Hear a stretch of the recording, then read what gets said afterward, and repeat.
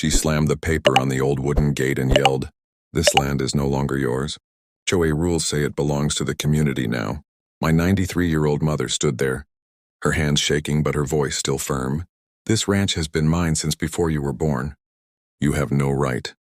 The neighbors gathered, whispering while Karen, the HOA president, waved her fake authority like it was law. She even taped a red eviction notice across the gate, smirking as if she had won.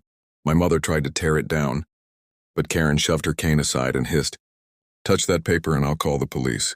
You'll be arrested for trespassing on your own land." The crowd gasped. My mother's face turned pale, not out of fear, but from the insult. Karen pulled out her phone, pretending to dial the cops. "In 5 minutes, you'll be dragged out of here," she announced loud enough for everyone to hear. A few of the neighbors looked away, ashamed, but nobody stepped forward. The tension in the air was sharp, like a storm about to break. But Karen didn't know one thing.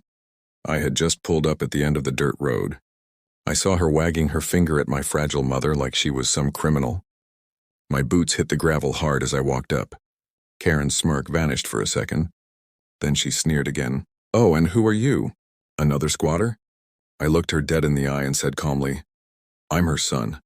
I paused long enough for everyone to hear. "And you just made the biggest mistake of your life."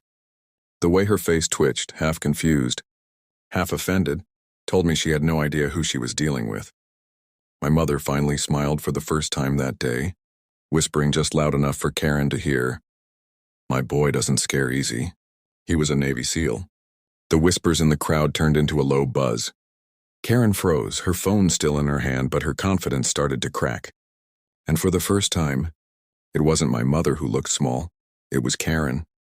Karen's eyes darted around, realizing the neighbors were now staring at her, some shaking their heads in disbelief. You can't just," she stammered, her voice cracking. I stepped closer, calm but commanding. "Actually, I can. And I will. Because this ranch isn't just property. It's family. And no fake HOA notice is going to change that." She straightened, trying to regain control. I have the authority to—" "Authority?" I interrupted, my voice low but sharp. "The only authority here belongs to the law. And you're trespassing." I reached into my jacket and pulled out my ID. Navy SEAL, real military credentials. Gasps ran through the crowd. Karen's face turned red and she muttered something under her breath. But no one dared defend her.